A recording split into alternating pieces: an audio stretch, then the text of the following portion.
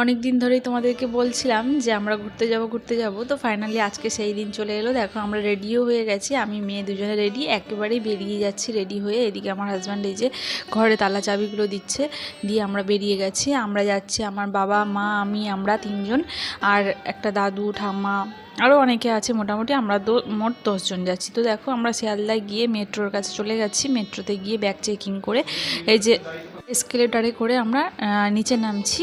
নিচে নেমে আমরা গিয়ে মেট্রোর জন্য এখন ওয়েট করব আর কি। মেট্রোর জন্য একটু ওয়েট করছি, ওই 5 মিনিট অন্তর অন্তর মেট্রো। তো দেখো এই যে আমার মা একটু বসছে, আর মেট্রো ফাইনালি এই যে মেট্রো এসে গেছে। আর আমরা গ্রামের মেয়ে আর গ্রামেরই বউ, তেমন একটা মেট্রো চড়া হয়নি। ওই আমি আমার লাইফে 2বার মেট্রো চড়েছিলাম, তো খুব এক্সাইটেড ছিলাম মেট্রো চড়ার জন্য। তো যাই হোক, গঙ্গার নিচ দিয়ে মেট্রোটা যাচ্ছিলো, ভীষণ ভালো লাগছিলো। আমার মেয়ে বসার সিট পেয়েছিল, আমি আর পাইনি। তো কয়েক মিনিটের ব্যাপার ছিল, তো কোনো ব্যাপার না।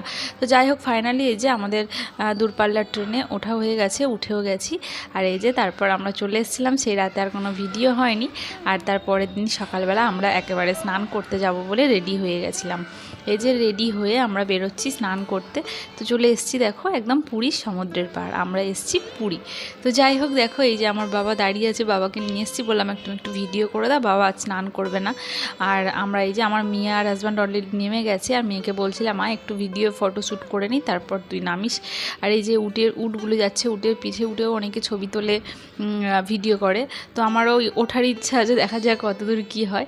তো দেখো সবাই দেখেছি এই ট্রেন্ডিং ভিডিওটা করে যে সমুদ্র ঢেউয়ের কাছে নাকি রাম নাম লিখলে সেখানে সমুদ্রের ঢেউ আর আসে না।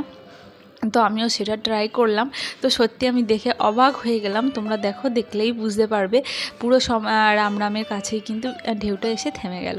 তো যাই হোক, আজ ভিডিওটা কেমন লাগলো জানিও। টাটা।